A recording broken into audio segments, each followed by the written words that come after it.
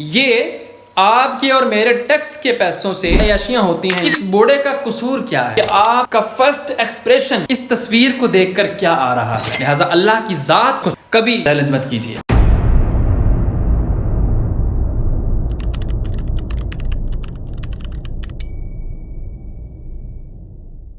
جی السلام علیکم ورحمۃ اللہ وبرکاتہ. نئے ویلاگ میں آپ کو خوش آمدید کہتے ہیں. بھائی آج کا ویلاگ کیا کرنا ہے سٹارٹ. ایک پوسٹ میں نے دیکھی, میرا دل بہت افسردہ ہے اور اس وقت سے میں مائنڈلی طور پہ دھیان اسی طرف ہے. تو وہ کیا واقعہ ہے, کیا پوسٹ ہے, اس کے بارے میں آپ کو بتاؤں گا. اور آج کا ویلاگ ہم کوشش کریں گے کہ صرف اسی پر ختم کر دیں تاکہ آج کا اسپیشل میسیج صرف اسی واقعے کے لیے جائے اور ایز اے قوم, ایز اے انسانیت, ایز اے مسلم ہمارا کیا کردار ہونا چاہیے اس پوسٹ کے حوالے سے بڑی اہم بات ہے. تو آپ سے شیئر کروں گا, لیکن ابھی چلتے ہیں ہم نماز ظہر کے لیے. آپ سے بات کرتے ہیں نماز ظہر کے بعد انشاءاللہ. آئیے میرے ساتھ. جی جیسا کہ میں نے کہا تھا کہ آج کا ویلاگ صرف ایک ہی چیز پر ہوگا, جو کہ جب سے میں نے وہ پوسٹ دیکھی ہے میرے دل میں, میرے ذہن میں وہی پوسٹ گردش کر رہی ہے. آپ کی اسکرین پر یہ تصویر نظر آ رہی ہے.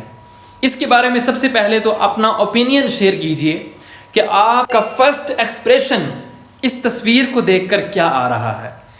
دوسری چیز میں یہ کہنا چاہوں گا کہ اس کی کارگزاری کیا ہے, اس کے پیچھے اس کا بیک گراؤنڈ کیا ہے, یہ تصویر کس چیز کی عکاسی کر رہی ہے اور کیا واقعہ ہے. یہ جو جوان شخص ایک بوڑھے کی طرف انگلی کر کے کھڑا ہے بڑے غصے سے, اس بوڑھے کا قصور کیا ہے؟ اس کا قصور صرف اتنا سا ہے کہ اس نے فلسطین اور غزہ میں جو مسلمانوں پر ظلم کیا جا رہا ہے اس کے اوپر لوگوں کو بیدار کیا اور لوگوں کو احتجاج کے لیے تیار کیا. تو لہٰذا یہ جو شخص انگلی کرنے والا ہے, جوان شخص ایک بوڑھے کی بے عزتی کر رہا ہے اور تمام لوگ کھڑے ہیں. یہ آپ کے اور میرے ٹیکس کے پیسوں سے اس کی وردی آتی ہے, اس کے ساری عیاشیاں ہوتی ہیں ان کی. یہ شخص ایک بزرگ کو انگلی کر رہا ہے اس جرم کے اندر کہ اس نے فلسطین اور غزہ کے لیے آواز کیوں اٹھائی. حالانکہ یہی کمپین ہمارے مسلمان بھائی نہیں کر رہے. امریکہ کے اندر, انگلینڈ کے اندر آپ اٹھا کے دیکھیں سوشل میڈیا, کمپین کی جا رہی ہے, احتجاج کیا جا رہا اور کہا جا رہا بند کیا جائے یہ سب کچھ. یہ بالکل بھی آپ بھی اس چیز کی کبھی اجازت نہیں دیں گے اور ہم بھی اس چیز کی کبھی اجازت نہیں دیں گے. یہ بالکل ایک گھنونی حرکت ہے. دوسری بات یہ ہے, یہ صرف ایک تصویر نہیں ہے, یہ پوری سیاسی نظام کی عکاسی کرتی ہے.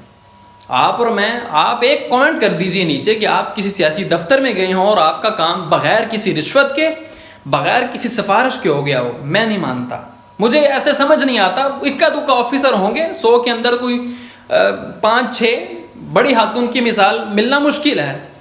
البتہ یہ چیز ہمارے معاشرے کی عکاسی کرتی ہے کہ سیاسی نظام اس قدر عجیب و غریب ہو چکا ہے کہ جو بندہ جس عہدے پر جاتا ہے, اگر کسی بندے کا رشتہ دار کسی بڑے عدلیہ کے نظام میں چلا گیا یا FBI میں چلا گیا تو وہ ہواؤں میں اڑتے ہیں کہ ہمارا فلاں جو رشتہ دار ہے وہ بہت بڑی پوسٹ پہ ہے, لہٰذا ہم اس کی بیس پہ اپنا سارے کام کروائیں گے. اللہ تعالیٰ ہماری حفاظت فرمائے. میں نے ایک حدیث آپ کو سنانی ہے. نبی کریم علیہ الصلوۃ والسلام نے ارشاد فرمایا, البرکۃ مع اکابرکم. اگر سب کچھ بھی ہو جائے پھر بھی برکت تمہارے بڑوں کے ساتھ ہے. ایک اور حدیث میں نے پڑھا کہ جو چھوٹوں پر شفقت نہیں کرتا, بوڑھوں کی عزت نہیں کرتا, وہ ہم میں سے نہیں ہے.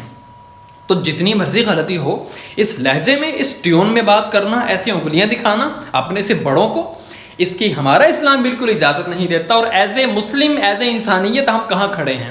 تو لہٰذا آج کا ویلاگ میں اسی پر اینڈ کرتا ہوں, چونکہ یہ بھی ہماری ایک زندگی کا اور ہمارے ایک مومنٹ کا حصہ ہے. اللہ تعالیٰ ہمیں عمل کی توفیق عطا فرمائے اور اللہ تعالیٰ ہمیں ایسے لوگوں کا بائیکاٹ کرنے کی توفیق عطا فرمائے. آپ اگر کسی سیاسی عہدے پر ہیں, ایسی کبھی حرکت مت کیجیے. اللہ کی ذات بہت بے نیاز ہے, وہ انتقام لینا جانتی ہے. لہٰذا اللہ کی ذات کے آگے کبھی اس کو چیلنج مت کیجیے. اللہ تعالیٰ ہماری حفاظت فرمائے.